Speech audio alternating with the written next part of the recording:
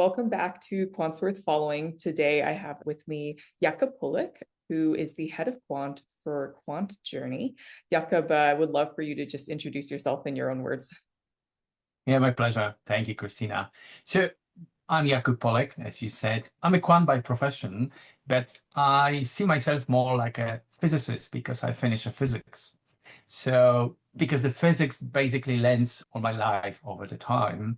I studied physics at Warsaw University, and I'm Polish. And during my third year, I got a scholarship in Amsterdam. I started to work in Amsterdam when everything started because they invited me to the CERN, to Switzerland, where, big accelerator is. And so many funny stories from my life when you could be in the canteen eating the lunch and next to you there's a Nobel Prize guy, right? And it's like amazing thing for 20 years old guy. But I think that the key element of the CERN is that I've been doing a PhD there and then some other stuff research, but I think that the key element is that I was exposed to massive data sets from early beginning, like high performance computing. We distributed the jobs. And basically, as a physicist, what we do, we look to the world, like how the world is built, and trying to figure out the patterns. So when you compare this to the quant stuff or finance stuff, it's pretty much the same. And even I know some quants that they're telling the same equation we have basically in physics and in the quant finance. So it's super similar, right? So I've been in the CERN. Later, I transitioned to IT. I work in the big companies, being on more commercial stuff in my early years. I worked for Microsoft. I worked for Oracle. I got a couple of startups, and I'm super proud of some of them. One of them was 15 years ago, I got a startup when I hired super smart guys. One of them is a founder member of OpenAI, and he worked for me for 3 years as a student. One of the brightest guy, and another is a chief of AI in a big company in Central Europe. And we built basically Gen AI that time, 15 years ago. We did transcode encoders. We got a e-commerce chunk of the words from unstructured text, and we found the patterns and then built back the text. So there were so many things in my life over the time when I moved fully and transitioned fully to quant finance. Wow, it's incredible. I would love to hear what are some key stories or lessons learned from your early days in your career. Yeah, there are so many stories. I started to work in Microsoft in 1996 or 7, so quite an early stage. And there was so many nice stories. One of the things about entrepreneur stuff and approach, which I love so much because I value in people passion and inspiration they have, because this is the truly distinguisher between people. Like we don't want to follow the same. We want to find the new ways. Like in a quant is natural because if you follow the others, you probably will lose, right? So one of the things, the story from very early stage, at the university, my girlfriend that time, she didn't have money. So I said, let's go for the holidays. And I didn't say I will pay for your holidays like usually I should, but I said, let me settle the company and I hire you, you got money and we go. So I've been maybe a bit tricky now, but what I said, I wrote the project, I got an award from the Soros Foundation, got the money, hire her, hire another 5 or 6 people, and we got the money for holidays together. But then I forgot that I need to pay taxes.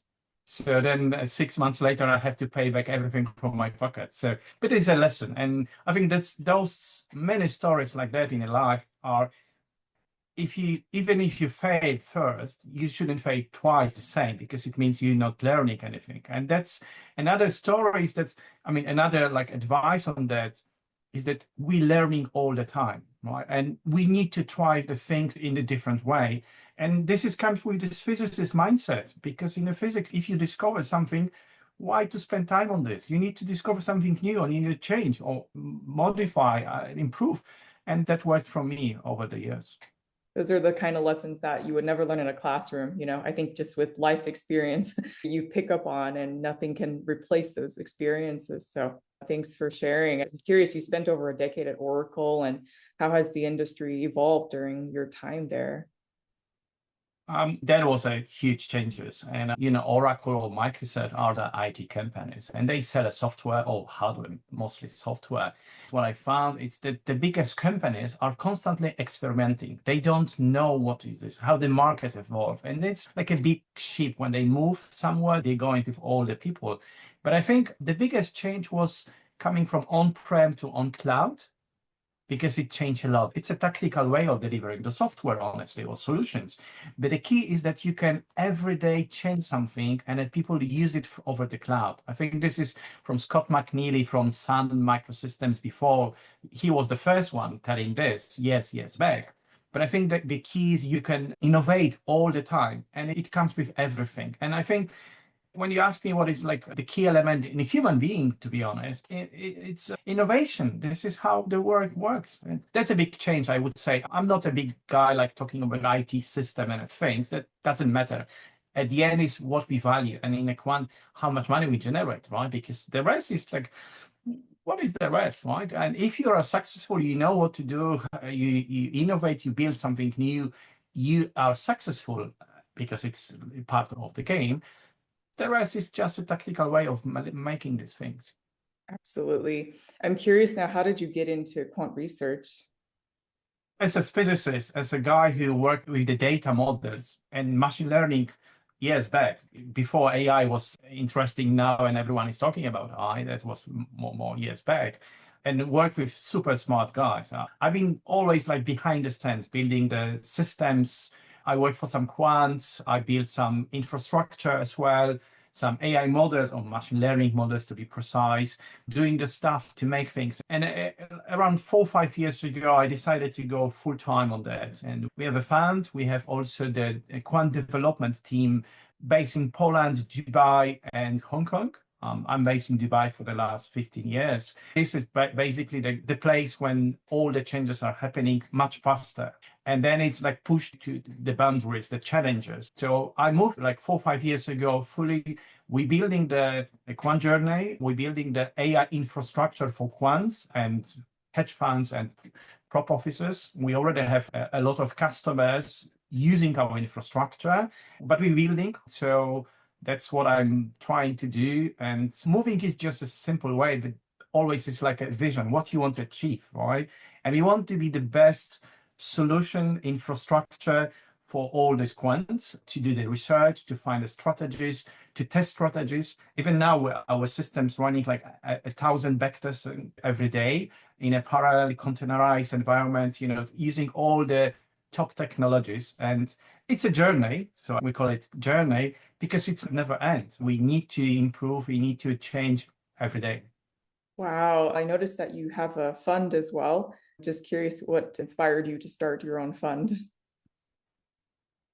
We started small. We're still working more with the family offices across Saudi Arabia. Now in India, we have some family offices in US and Switzerland. Basically, there are 3 use cases. One is some of them coming to us and telling, we got the money, can you invest for us? That's one thing. The other is a lot of what we find, especially in the family offices, when they just moving to more systematic trading, they have some ideas. There are a lot of people with ideas, but they don't know how to test them, how to prove that they are successful or they bring the money. So they coming with the ideas to us. We put them in our systems, do the research, and we sending back that it works or we need to tweak somewhere in the places, right? And another is like finalizing the system when you can, with UI, UX, you can play with your own stuff and try your, much more easier, simpler way. But I think one of the most important thing, we play always the role like consultants. We help because it's a 24-hour, 7 days a week work with those people trying to. And I'm not saying that we know everything, but I'm saying that we can help them with what they don't know, and we can help with our experience and infrastructure. So we have our platform, our consultants. My partner from Hong Kong is a headhunter of the big hedge funds before with a great career. So we combine the best skills to deliver the big value to our customers. Wow. What are some unique challenges when it comes to starting a company at this stage in your life versus, you've spent many decades working at some of the largest companies in the world. What are the unique challenges that you're facing right now? That's a good question. And some people ask me this question, are you bored? Are you like tired of the work at this age? I said, no, that's like amazing because I was watching some Stanford professor years back, and he said in a life, there are 2 things which are the most important: to find something, what he said, compounding effect that every day you are better and every day you build more and people value this. And then second is like asymmetric approach. So you're doing the things when you're better than the others with minimizing the risk, right? And I think now when I combine my physicist approach or this mindset with the data sets, with experience in IT, with the quant finance stuff, that works so much. And that works for this. And I'm super fortunate finding the great guys to work together in the team.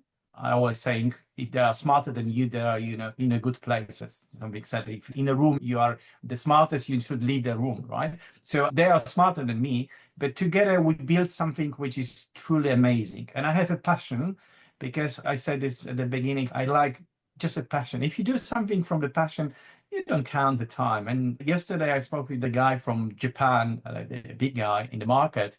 He's 70 plus, and he said he's working like 20 hours a day because it's his passion. I'm exactly the same. So I hope to be the same. Time doesn't matter. We're doing fantastic things. And I think the same with you and the same with all entrepreneurs who really like the product and they're building something. That's nothing better in life. And when you compare it to the big corporation, at some point you need to do it on your own. That's much better. Absolutely. I think at some point it doesn't feel like a job. It feels like you're working on just a fun, it's exciting. You're seeing the results, the impact you're making, and it can be very fun. So I agree. It can be very enjoyable and doesn't feel Absolutely. like, hopefully, sometimes some days I still have bad days where it feels like, work and it can be bad. But so long as most of the time it's fun and enjoyable, I think that's what really matters. So yeah. I talked to one CEO in Saudi Arabia years back, super smart guy and well educated. And he said he's hiring the export people who've been like athletes or something. And I asked why. And he said, because these people know how to work hard for a long time and they have a postponed gratification because you need to train a couple of years to make some results. But this mindset, when they really grew up with this mindset, is very good for the business. So I would say it's not for everyone. I mean, I've got a lot of great colleagues in corporations who cannot do themselves any single thing. It's not that every day is good. I think more days are bad. And I think Elon Musk once said in one of his interviews that if you're happy as an entrepreneur, it's something wrong. You're always answering some questions. You have a lot of bad decisions, a lot of bad discussions, things, because if everything is going well, it's not worth it. Something wrong, right? So some people like it, some not. I'm fortunate to like the mess, the chaos, to sort out, to make something happen, right? Absolutely. Yeah. And I totally agree. You have to enjoy almost like the chaos of it and the unpredictability. I was actually telling people recently about one of the big reasons quant hedge funds fail before they get to launch, even, is because a lot of quants realize they have to do sales, not really sales, but they have to fundraise, right? They have to raise funding. And that means they have to put themselves out there and, do a pitch deck and talk to investors. And they don't want to do that. They want to just do research. And unfortunately, actually, for quant researchers, their job isn't to do research. Half the job is wrangling data, and then half the job is, if you run a hedge fund, you have to go fundraise. So like the job isn't what they expected it to be, and then they end up, getting discouraged, and they go back to a large company to do the research they actually want to do. So I totally agree. Unfortunately, when you do startup work, there's a lot of unpredictability, and there's things that it's not a part of the job description that you're expecting, but you have to do it. So yeah. Yeah, I think years back I got a discussion with one of the CEO of Microsoft in one country, and he said, and it's same with me, that if some job is boring or repetitive, it's boring. And he wants to be like, there are builders and there are maintainers. I'm a builder, so it's better. And in a building, not everything is nice. Sometimes you need to go back, you need to reverse. Sometimes it doesn't work at all.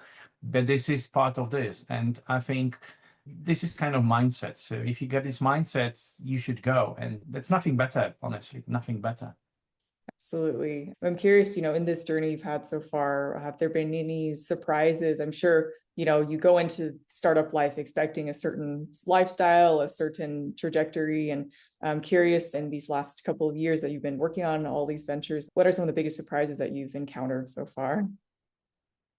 Surprises. I think execution is a key, because I saw so many people, it comes with the startups, of course, that people have idea, they want to sign NDA, and then they will tell you some. the idea is not so much important because basically we are so many billions of people in the world that there are so many people with the same idea at the same time. And its execution is the key, the persistence, the way if you find a wall ahead of you, you know how to go around, how to find a solution. That's a key. I used to say that my father taught me that because we've been in Poland in a communist time, and then everything what you do, there was no single answer to the problems in life. So he always tried to find a way, go around something. And I also saying that my father was a sports player because he was a world champion in a bridge. So I grew up in a sports family that you need to be the first.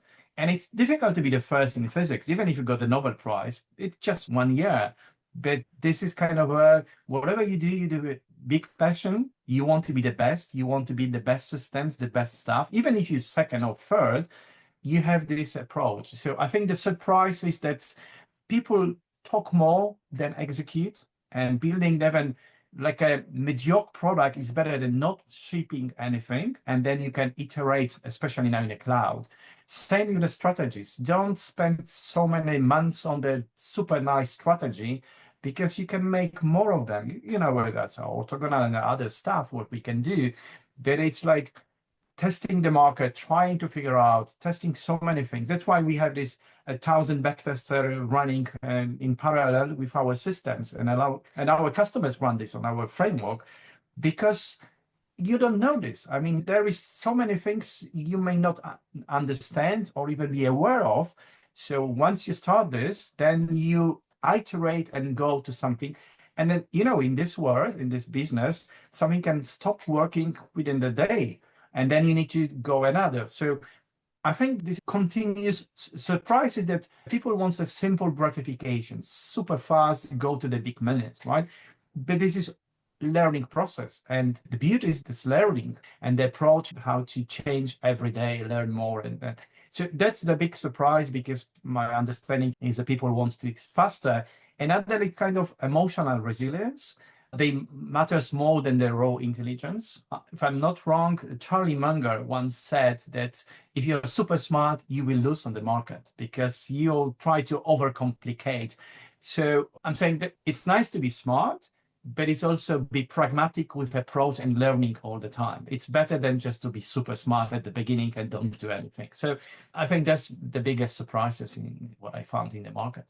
When I ran the hedge fund and we hired undergrads and PhDs, it was actually the PhDs, the super smart people, where on day one, we had to train them to have a different mindset because they're used to spending months in a research lab doing very deep research, and they rarely come to surface and actually see the results of their research. And we tell them you can't do that. At some point, you need to actually deploy and test your strategy. You can't just spend months heads down on something and overcomplicate and overfit, and it's not going to work, right? If you do that, you really need to now learn about the real world, and you need to get a faster iteration cycle now that you're in the real world. And I think that's very difficult, especially for PhDs, to have that mindset when they're used to a longer research cycle. So yeah. Yeah, that's true. And it's always said like fail fast, right? And then it's better than just doing at home or something. So especially now, even this year, the market is super volatile, it's super different. So the more you try, the more you hedge, the more you do different things, helps you a lot, right? And the same is what I found, because we deal with the customers, with what I said, family office hedge funds. They see this chaos, honestly. They need to have someone to help them to try different models, to try different approaches, because something what worked last year is not working this year, and you need to be noticed. So I would say the key thing of this is to get the right partner who is not, like you said, a PhD, stick to his way of working, but to get some partner who can evaluate and change over the time and give you maybe not the best answers, but something what you can progress and make more money, make more your strategies work, etc. This is a key. I call it like mental flexibility in a sense, right? If you know what I mean, and in the sense of we all learn. We said this in a hedge funds, there is no Steve Jobs who knows everything and is the best, right? This is not about being the best. This is about being right with the current regime of things or customer with his appetite for risk, etc., and deliver the best in some certain point of time, right? Absolutely. At my previous firm, we had a few folks who were like that, who basically we hired almost like as consultants. What we liked about that was mainly that they were dipping their toes in, actually, we liked that they were dipping their toes in other companies. We liked that they knew what was happening. Of course, they were under NDAs and stuff, but they knew overall, they could still speak very broadly towards what was going on, right? And generally speaking, what kinds of innovations and adoptions in a broader sense was going on. And so that helped us to understand better where we needed to go and which areas we needed to improve upon, and also helped us understand, just general trends, right? Like how are other funds doing? Are there inflows or outflows? It really helped a lot to just have someone there who can see the rest of the industry and give us a bird's eye view that wasn't just within one company. So yeah, I can understand where you're coming from. You know what, we in a Quant Journey we got also a blog when we shared some information. There are, I think, more than 200 posts on different things, from very complex to very IT related and different. We have more than 5,000 subscribers now, but we have a paid customers for a framework. There are a couple of hundreds of those customers.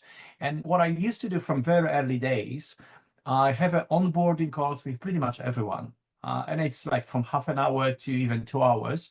When I talk to these people from every country in the world, and they're telling me what to do, what they're doing, and how they want to use it, what are the problems.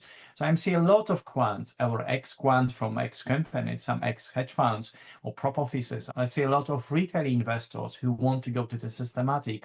And, it's not just about just onboarding, telling them how to use, but I also like gaining the understanding what the market is, what these people want, and I shape my product better to their needs because I want to have a best product fulfilling the needs of a lot of investors.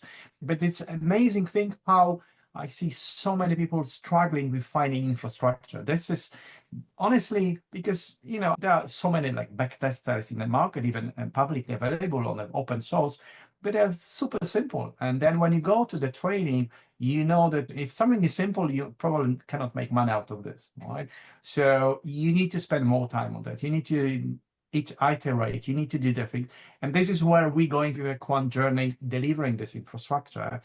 As I said, this is a journey, so we're not perfect, but we evolve every quarter and every month, to be honest. A couple of people working full-time or all the week, even weekends sometimes. That's mostly for me. But this is how it works, and that's where we want to go.